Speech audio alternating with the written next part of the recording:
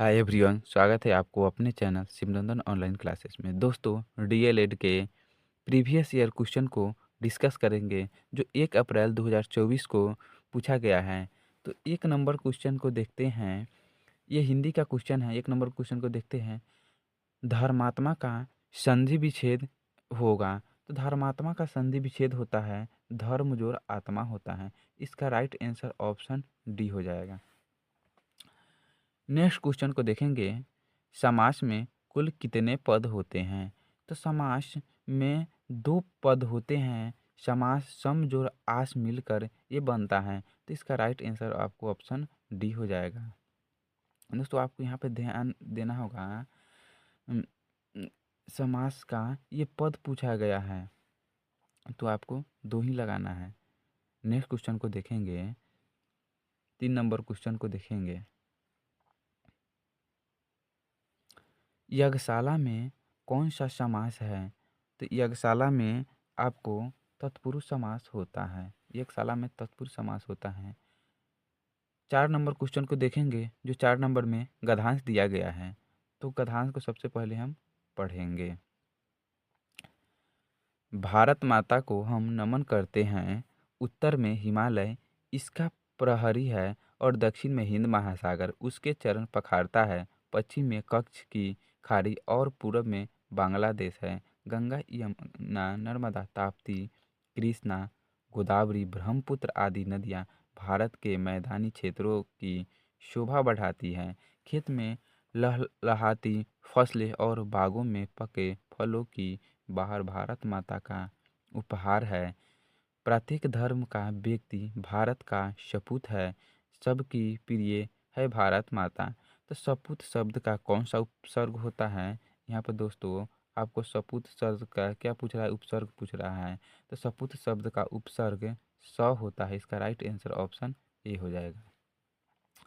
Next question को देखेंगे। Question number 5 को मैं पढ़ा रहा हूँ किस वाक्य का उदाहरण है? तो इसका राइट आंसर आपको हो जाएगा ऑप्शन ए हो जाएगा, जो ये विधिवाचक वाक्य होता है। क्वेश्चन नंबर 6 को देखेंगे। 6 नंबर में क्वेश्चन क्या कह रहा है? एनेक्चर के लिए सही परिभाषिक शब्द नहीं है। यहाँ पे क्या पूछ रहा है आपको? नहीं है। एनेक्चर के लिए सही परिभाषिक शब्द नहीं है। तो आसंजक, आसंजक जो होता है ये सही परिभाषित शब्द नहीं है। इसका राइट आंसर आपको ऑप्शन सी हो जाएगा। नेक्स्ट क्वेश्चन को देखेंगे। 7 नंबर क्वेश्चन को देखेंगे। कारक के कितने भेद होते हैं? तो कारक के कितने भेद होते हैं आपको पता होगा, 8 भेद होते हैं। इसका ऑप्शन डी होगा। सम्राट में स्त्रीलिंग है।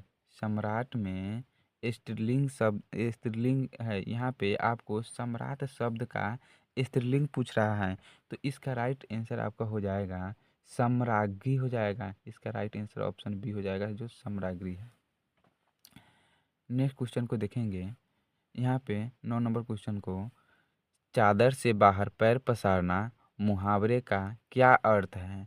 तो इसका मतलब होता है जितना खर्चा हो उसी के हिसाब से कमाई हो उसी के हिसाब से खर्चा करना।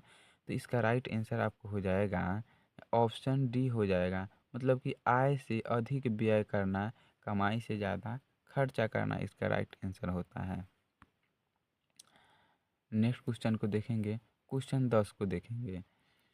इनमें से कौन सा वाक्य अशुद्ध है? तो इसका राइट आंसर हो जाएगा भारत में अनेकों राज्य है। तो यहाँ पे ये अशुद्ध वाक्य, यहाँ पे अशुद्ध पूछ रहा है, इसको आपको ध्यान होता है। भारत में अनेकों राज्य नहीं होता है, भारत में अनेक राज्य होता है। यहाँ पे आपको ध्यान देना है। नेक्स्ट क्वेश्चन को देखेंगे जो क्वेश्चन 11 नंबर है। अब दरवाज़ा खोला जा सकता है रेखांकित शब्द में कौन सा पदबंध है?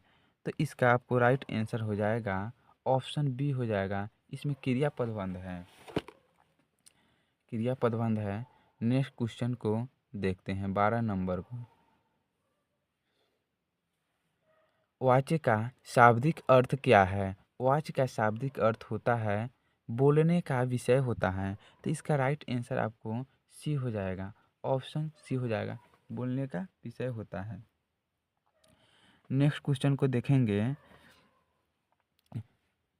तुमसे बोला नहीं जाता वाक्य किस वाक्य का उदाहरण है?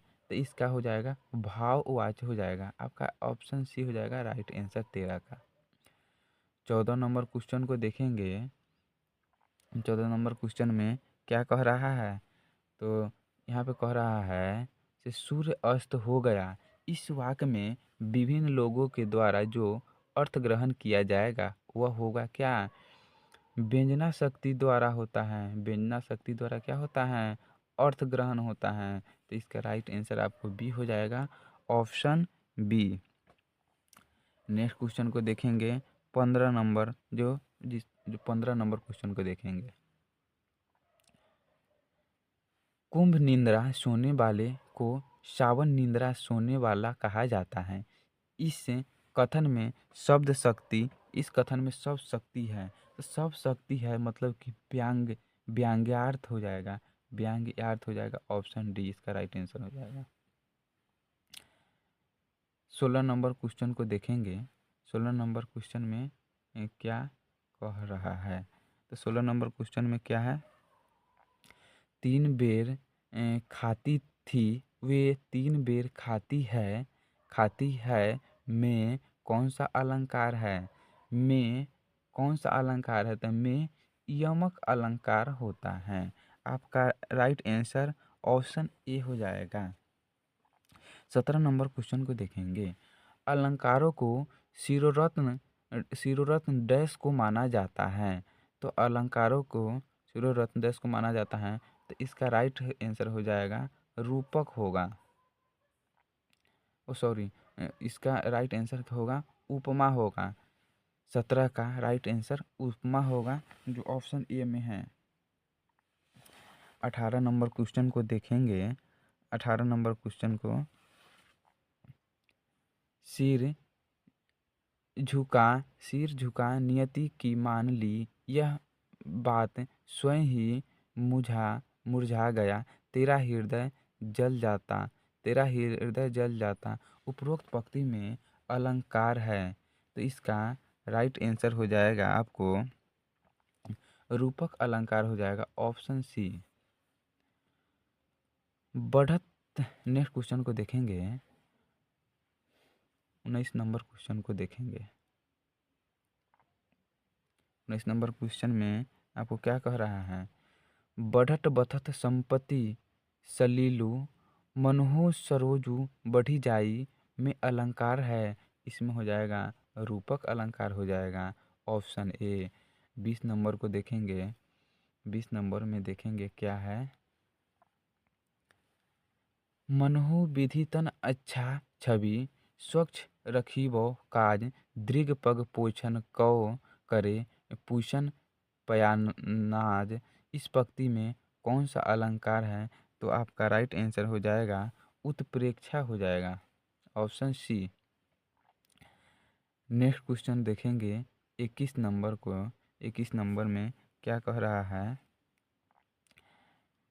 ऐसी अद्भुत बोला न रो सका न बिहस सका। इस पंक्ति में कौन सा अलंकार है? तो इसका राइट आंसर हो जाएगा सी, रूपक अलंकार हो जाएगा।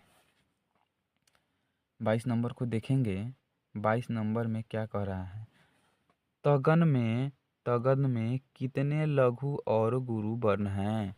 तो तगन में एक लघु और 2 दीर्घ वर्ण हैं। सॉरी, तगन में एक 2 लघु, तगन में कितने लघु? तो तगन में एक लघु और 2 गुरु वर्ण हैं। एक लघु और 2 गुरु वर्ण हैं। इसका राइट आंसर ऑप्शन ए हो जाएगा।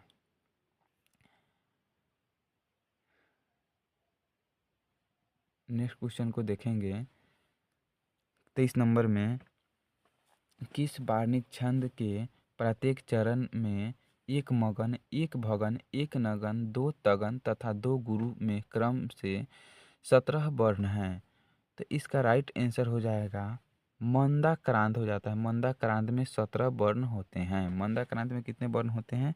मंदाक्रांत में 17 वर्ण होते हैं।